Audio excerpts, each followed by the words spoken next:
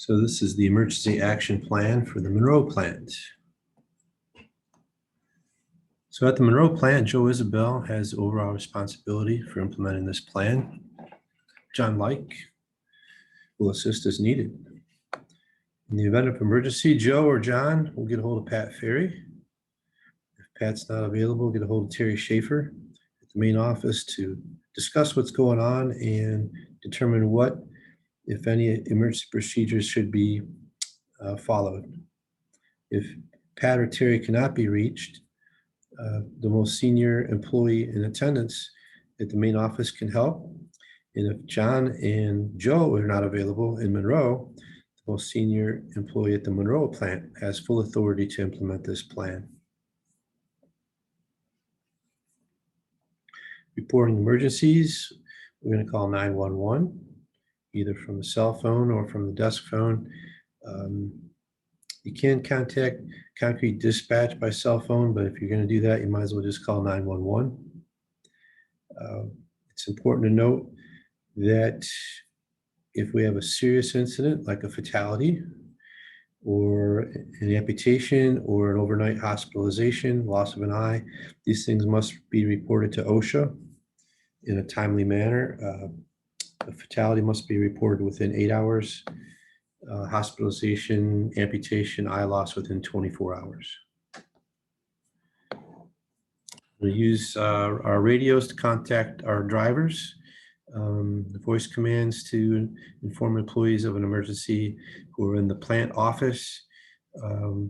Radio will also out into the garage area.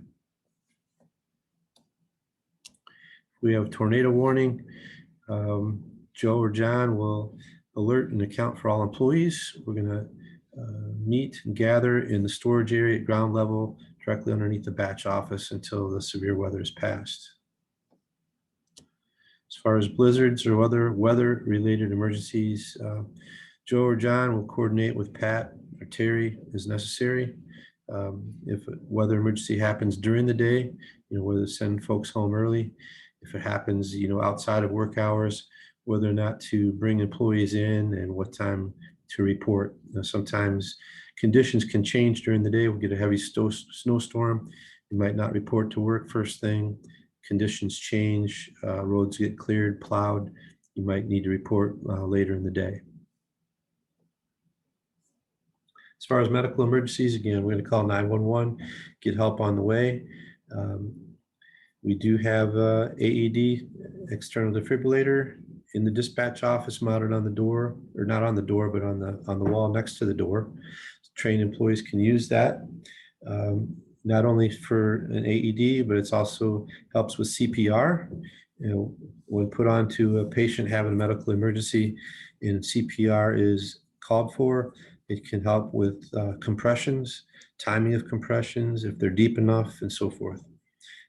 In any event, if we assist or not, we want to get help on the way. So John or Joe or someone else that's trained can comfort an injured person or a person having a medical emergency until the emergency response team can arrive on the scene. If we have a fire, explosion, toxic gas, anything major like this, we're going to call 911, get some help, let them know what's going on. We'll also inform, as we did before, Pat Ferry and Terry, let them know what's going on.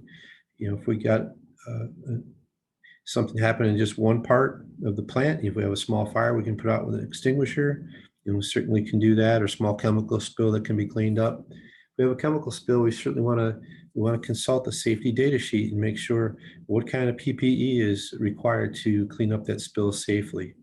And if we can't do it safely, we'll wait and call a spill response team.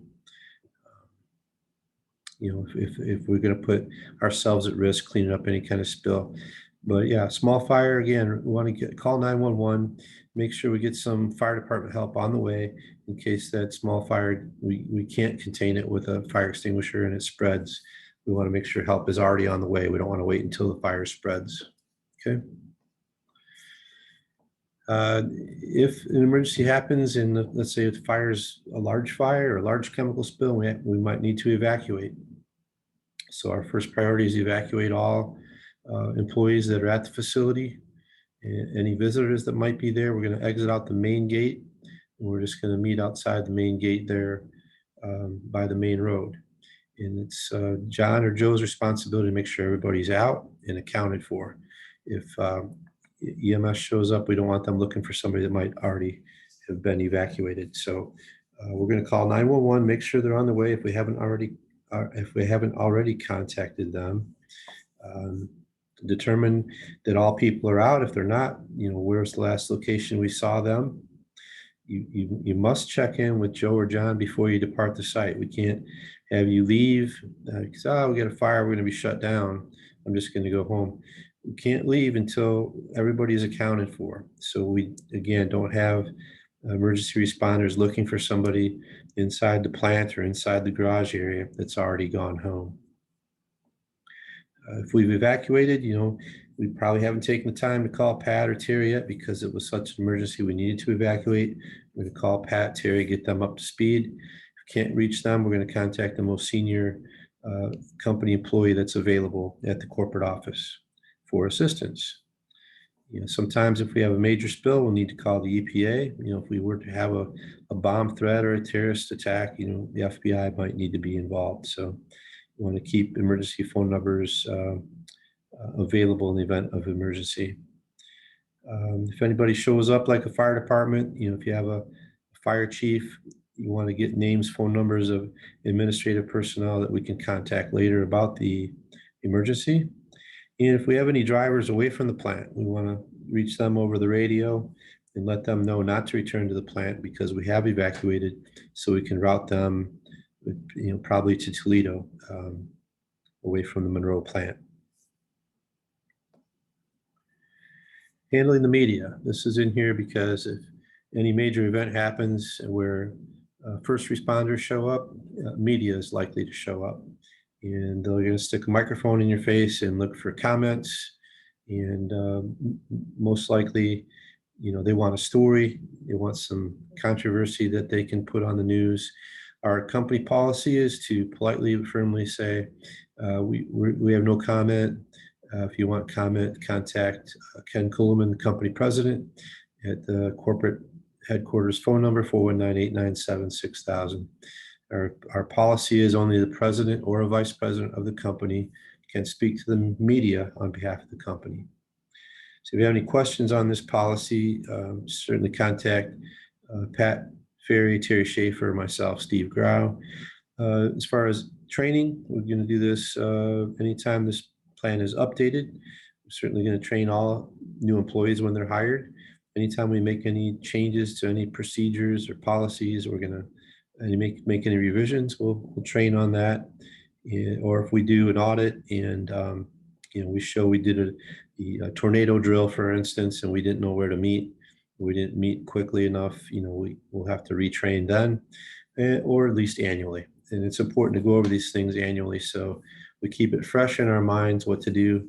So in the event of an emergency, we are prepared. So Joe, Pat, or myself will do the needed training.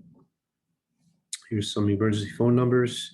If we need to reach in the event of an emergency, it's good to have a copy of this plan that you can grab in an emergency and take with you that would have the phone numbers and the procedures in place all ready to refer to when needed. So again, any questions on this plan, see Joe, Pat Ferry, Terry Schaefer, or Steve Grau.